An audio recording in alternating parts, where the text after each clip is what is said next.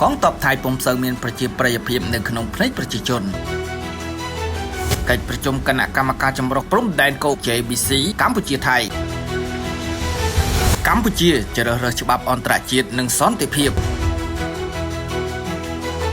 ពីប្រទេសថៃកងទ័ពថៃគឺជាកងទ័ពដែលពុំសូវមានការចាប់អារម្មណ៍និងពុំសូវមានប្រជាប្រិយភាពនៅក្នុងផ្នែកប្រជាពលរដ្ឋដូចនេះហើយទើបនៅស្រុកថៃមានមជ្ឈដ្ឋានដែលប្រឆាំងកងទ័ពថៃយ៉ាងច្រើនការមិនសូវមានប្រជាប្រិយភាពរបស់ទ័ពថៃគឺដោយសារតែទី1ការធ្វើរដ្ឋប្រហាររបស់កងទ័ពដើម្បីឆក់យកអំណាចញឹកញាប់ដែលសង្គមថៃចាត់ទុកជាទង្វើមិនស្របច្បាប់ទី2ភាពមិនស្អាតស្អំរបស់កងទ័ពថៃផ្ទាល់ខ្លួនហើយទី3ទង្វើខុសខើរបស់កងទ័ពថៃដែលបង្កប្រជាជនខ្លួនឯងក្នុងឆ្នាំ1932ក្រុមគណៈរាស្ត្របានធ្វើរដ្ឋប្រហារដោយជោគជ័យលើកដំបូងដើម្បីបញ្ជាក់របបរាជានិយមផ្ដាច់ការនៅប្រទេសថៃក្នុងរាជ្យព្រះចៅប្រាឆាធិបុកឬព្រះចៅរាមាទី7ពួកមេតបដែលបានធ្វើរដ្ឋប្រហារក៏បានសរសេររដ្ឋធម្មនុញ្ញដោយដកសិទ្ធិអំណាចយ៉ាងច្រើនពីស្ដេចថៃនៅខណៈនេះគេអាចនិយាយបានថាកងទ័ពថៃមានអំណាចជាងស្ដេចថៃឬនៅពីលើស្ដេចព្រះចៅប្រជាធិបតេយ្យក៏បានគេចទៅប្រទេសអង់គ្លេសរហូតដាក់រាជនៅក្នុងឆ្នាំ1935មេតបថៃដែលក្តាប់អំណាចជាបន្តបន្ទាប់ដែលរួមមានប្រយ៉ាប្រហ៊ុនជានាយករដ្ឋមន្ត្រីទី2ឆ្នាំ1933ដល់ឆ្នាំ1938និងលោកភីប៊ុនសង្គ្រាមជានាយករដ្ឋមន្ត្រីទី3ឆ្នាំ1938ដល់ឆ្នាំ1944ចំណែកនៅក្នុងឆ្នាំ1948ដល់ឆ្នាំ1957សុទ្ធតែធ្លាប់ផ្ទុះរឿងអាស្រូវនៅក្នុងការខົບខិតគ្នាយកដីរបស់ស្ដេចដើម្បីលក់ទង្វើមិនស្អាតស្អំរបស់មេតបថៃទាំងនេះហើយដែលនាំឲ្យពួកគេបាត់ប្រជាប្រិយនៅក្នុងផ្នែកប្រជាជនរួចពិបាកគ្រប់គ្រងក្នុងសង្គមថៃដូច្នេះហើយទៅមកដល់ឆ្នាំ1957ពេលធ្វើរដ្ឋប្រហារទម្លាក់ក្រុងភីប៊ុនសង្គ្រាមដើម្បីគ្រប់គ្រងប្រទេសថៃបានលោកឧត្តមសេនីយ៍សារិទ្ធ ឋានវត្តក៏ត្រូវរត់ទៅរកស្ដេចថៃវិញព្រោះថានៅស្រុកថៃស្ដេចថៃនៅតែមានប្រជាប្រិយភាពនៅក្នុងផ្នែកប្រជាជនលោកសារិទ្ធ ឋានវត្តគឺជានាយករដ្ឋមន្ត្រីថៃចំនួនរឿងប្រាសាទព្រះវិហារនិងមានរឿងជួជាប់ជាមួយខ្មែរដូច្នេះហើយទើបធ្វើឲ្យគាត់ស្លាប់នៅក្នុងឆ្នាំ1963ឆ្នាំ1957គឺជាចំណុចរបត់សំខាន់មួយនៅក្នុងទំនាក់ទំនងរវាងកងទ័ពថៃនិងស្ដេចថៃតែនៅពេលដែលលោកសារិទ្ធស្លាប់នៅក្នុងឆ្នាំ1963រឿងអាស្រូវក៏ត្រូវផ្ទុះឡើងវិញដោយសារកូនចៅរបស់លោកឆ្លោះគ្នាដណ្ដើមទ្រព្យសម្បត្តិហើយមហាជនថៃក៏បានដឹងឮថាកាលនៅរស់លោកសារិទ្ធមានទ្រព្យសម្បត្តិមហាសាលទំនងដែលមិនអាចបញ្យល់បានលោកសារិទ្ធក៏បានក្លាយជានាយករដ្ឋមន្ត្រីទី1ដែលត្រូវបានរដ្ឋថៃរឹបអូសយកទ្រព្យសម្បត្តិមួយចំនួនវិញក្រោយពេលគាត់ស្លាប់ក្រោយការស្លាប់របស់លោកឧត្តមសេនីយ៍សារិទ្ធមេតបថៃម្នាក់ទៀតដែលជាមនុស្សចំណិតរបស់គាត់ត្រូវបានកាត់តំណែងបន្តជានាយករដ្ឋមន្ត្រីគឺលោកឧត្តមសេនីយ៍ថាណមខិតធីខាចនមកដល់ខែតុលាឆ្នាំ1973ពួកនិស្សិតថៃក៏បានធ្វើបាតកម្មនៅមុខរាជវាំងថៃដើម្បីសម្ដែងការមិនពេញចិត្តចំពោះរាជរដ្ឋាភិបាលលោកថាណមពេលនោះកងទ័ពថៃក៏បានបាញ់ប្រហារមកលើនិស្សិតថៃជាបាតកោដែលបណ្ដាលឲ្យមនុស្ស77នាក់ស្លាប់ហើយ877នាក់ទៀតរងរបួសនៅពេលនោះស្ដេចថៃព្រះចៅភូមិបុលអាដុលយ៉ាដេបានការពារពួកនិស្សិតបាតកោហើយលោកឧត្តមសេនីយ៍ថាណមក៏បានលាលែងពីតំណែងរួចរត់ភៀសខ្លួនទៅកាន់បរទេសដោយសារគាត់មានទ្រព្យសម្បត្តិមហាសាលដែលមិនអាចបញ្យល់បានក្រោយការធ្លាក់ពីតំណែងលោកឧត្តមសេនីយ៍ថាណមបានក្លាយជានាយករដ្ឋមន្ត្រីទី2ដែលទ្រព្យសម្បត្តិចំនួន$77 លានរបស់គាត់ត្រូវបានរត់របោះយកមកវិញនៅក្រៅស្រុកលោកឧត្តមសេនីយ៍ថាណមក៏បានបួសជាព្រះសង្ឃនៅក្នុងប្រទេសសិង្ហបុរីនៅក្នុងឆ្នាំ1976ភិក្ខុថាណមក៏បានវិលចូលស្រុកថៃវិញនិងប្រកាសគ្មានបំណងចូលឆាកនយោបាយវិញទេតែពួកនិស្សិតនៅតែប្រឆាំងនឹងវត្តមានរបស់ភិក្ខុអង្គនេះពួកនិស្សិតថៃក៏បានផ្ទុះការធ្វើបាតកម្មនៅក្នុងសាកលវិទ្យាល័យធម្មសាស្ត្រដែលមានទីតាំងនៅក្បែររាជវាំងថៃនៅស្រុកថៃសាកលវិទ្យាល័យធម្មសាស្ត្រមានតួនាទីស្រដៀងនឹងសាលាច្បាប់រូលនៅបឹងត្របែកនៅក្នុងស្រុកខ្មែរអញ្ចឹងខណៈឆ្នាំ1976ប្រទេសជិតខាងរបស់ថៃនៅឥណ្ឌូចិនទាំង3សុទ្ធតែស្ថិតនៅក្រោមអំណាចពួកកុម្មុយនីសហើយដោយសារតែខ្លាចបាតកម្មនេះជាមធ្យោបាយដែលពួកកុម្មុយនីសប្រើប្រាស់ដើម្បីដួលរំលំរបបស្ដេចនោះកងទ័ពដែលក្រុមទ្រស្ដេចថៃក៏បង្ក្រាបនិស្សិតបាតកោនៅបរិវេណសាកលវិទ្យាល័យធម្មសាស្ត្រយ៉ាងសាហាវហើយហេតុការណ៍នេះវាក៏បានក្លាយទៅជាចំណុចខ្មៅងងឹតនៅក្នុងប្រវត្តិសាស្ត្ររបស់កងទ័ពថៃនៅក្នុងអារម្មណ៍របស់ប្រជាជននៅក្នុងព្រឹត្តិការណ៍មួយដែលគេស្គាល់ថាព្រឹត្តិការណ៍6តុលាឆ្នាំ1976នៅក្នុងព្រឹត្តិការណ៍នោះមនុស្សចំនួន46នាក់ត្រូវបានសម្លាប់ដោយកងទ័ពថៃហើយមនុស្សចំនួន167នាក់ទៀតត្រូវរងរបួស កន្លងមកខែឧសភាឆ្នាំ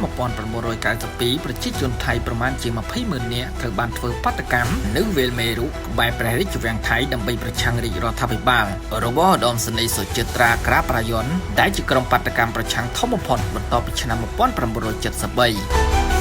នៅពេលនោះកងទ័ពថៃបានបាញ់ប្រហារមកលើបាតកោដែលជាប្រជាជនខ្លួនឯងហើយដោយសារព្រឹត្តិការណ៍នោះសាហាវពេកក៏ដាក់ឈ្មោះថាព្រឹត្តិការណ៍ខែឧសភាតមេឡននៅក្នុងព្រឹត្តិការណ៍នោះមានប្រជាជនធ្វើបាតកោប្រហែលជា100នាក់ត្រូវបានកងទ័ពថៃបាញ់សម្លាប់ហើយជិត700នាក់ទៀតរងរបួសនៅចុងក្រោយបំផុតនេះភាពសាហាវរបស់កងទ័ពថៃមកលើប្រជាជនខ្លួនឯងដោយកាត់ឡើងនៅក្នុងឆ្នាំ2010គឺនៅចុងពេលដែលថៃនិងខ្មែរកំពុងតែច្បាំងគ្នានៅខេត្តព្រះវិហារអស់រយៈពេលជាមួយខែក្នុងកំឡុងពេលចូលឆ្នាំពីខែមេសារហូតដល់ខែឧសភាឆ្នាំ2010បាតកោអាវក្រហមដែលជាអ្នកគ្រប់គ្រងប្រាក់ពើថៃរបស់លោកថាស៊ីនបានធ្វើបាតកម្មប្រឆាំងនឹងរាជរដ្ឋាភិបាលនាយករដ្ឋមន្ត្រីអភិសិទ្ធវេឆាឈីវ៉ាដើម្បីបង្ខំឲ្យលោករំលាយសភារួចរៀបចំការបោះឆ្នោតនៅពេលនោះកងទ័ពថៃក៏បានបាញ់ប្រហារមកលើក្រុមបាតកោអាវក្រហមបណ្ដាលឲ្យប្រជាជនថៃធ្វើបាតកោចំនួន85នាក់បានស្លាប់ហើយចំនួនជាង2000នាក់ទៀតរងរបួសទង្វើដ៏សាហាវបំផុតចំពោះប្រជាជនខ្លួនឯងនិងភាពមិនស្អាតស្អំរបស់កងទ័ពថៃទាំងអស់នេះហើយដែលបណ្ដាលឲ្យកងទ័ពថៃពុំសូវមានប្រជាប្រិយភាពនៅក្នុងក្រសែភ្នែករបស់ប្រជាជនខ្លួនឯងឡើយប្រជាជនថៃបញ្ញវន្តថៃហើយរដ្ឋាភិបាលស៊ីវិលថៃតែងតែប្រឆាំងជំទាស់នឹងការលូកដៃរបស់កងទ័ពនៅក្នុងការធ្វើរដ្ឋប្រហារការប្រកាន់ចំហតានតឹងជាមួយខ្មែរពីសំណាក់កងទ័ពថៃក៏ជាវិធីមួយដែលកងទ័ពថៃប្រើដើម្បីតាក់ទាញប្រជាប្រិយភាពខ្លួនឯងនៅក្នុងចំណោមសង្គមថៃដែរព្រោះថាការតតាំងជាមួយនឹងកម្ពុជាធ្វើឲ្យថៃគ្នាឯងងាកនឹងគ្រប់គ្រងកងទ័ពខ្លួនឯងដោយសារតែការចាត់ទុកខ្មែរគឺជាសត្រូវខាងក្រៅអត្ថបទអាស៊ីអាគ្នេយ៍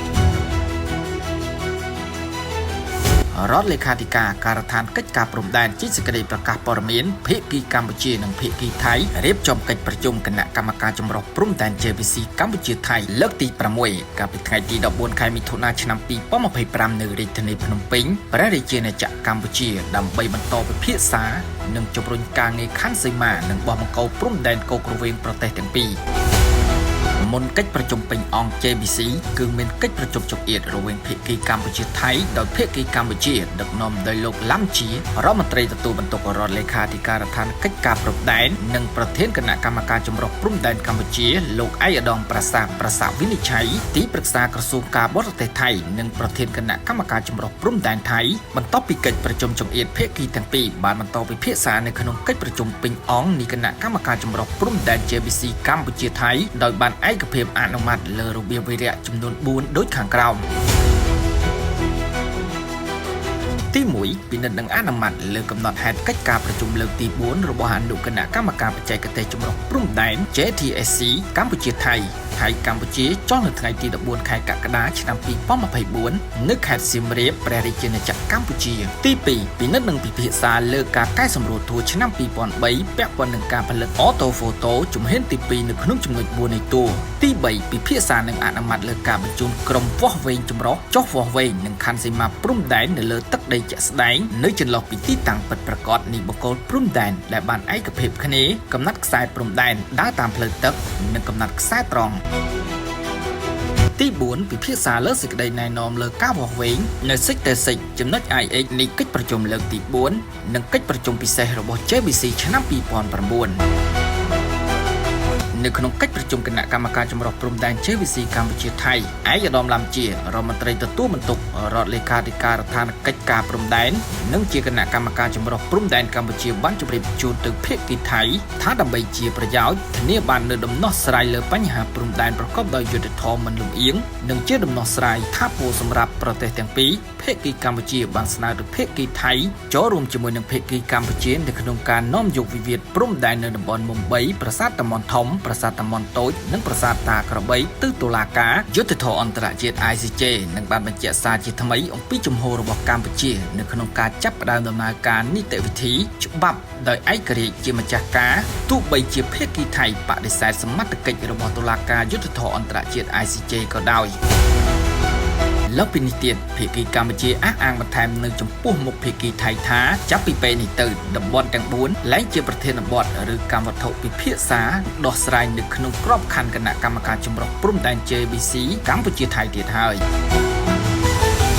ជាមួយគ្នានេះឯកឧត្តមឡាំជាបានបញ្ជាក់ថាក្រៅពីតំបន់ទាំង4ដែលស្ថិតនៅក្នុងបណ្ដឹងទិសតុលាការយុត្តិធម៌អន្តរជាតិ ICJ ភាគីកម្ពុជានៅតែប្រកាន់ជំហរនិងសុឆន្ទៈក្នុងការបន្តសហការជាមួយនឹងភាគីថៃដើម្បីជំរុញការវាស់វែងខណ្ឌសីមានិងបោះបង្គោលព្រំដែនដោយប្រើយន្តការគណៈកម្មការចម្រុះព្រំដែន JBC កម្ពុជាថៃឯកឧត្តមឡាំជាក៏បានបញ្ជាក់ពីគោលនយោបាយរបស់រាជរដ្ឋាភិបាលកម្ពុជានៅក្នុងការប្រកាន់យកនូវសន្តិភាពនិយមចង់បានព្រំដែនប្រកបដោយសន្តិភាពមិត្តភាពនិងកិច្ចសហប្រតិបត្តិការល្អជាមួយភាគីថៃដោយផ្អែកលើមូលដ្ឋានលិខិតបទដ្ឋានគតិយុត្តនិងផែនទីតំបន់ឯកភាពគ្នាដោយមានចែងនៅក្នុងអនុសារណៈនៃការយោគយល់គ្នា MOU ឆ្នាំ 2000 ដែលភាគីទាំងពីរបានឯកភាពគ្នាប្រើប្រាស់ផែនទីមេត្រដ្ឋានមួយភាគ200ប៉ុនស្របតាមស្មារតីនៃអនុសារណៈបារាំងសៀមឆ្នាំ 1904 និងសន្ធិសញ្ញាបារាំងសៀមឆ្នាំ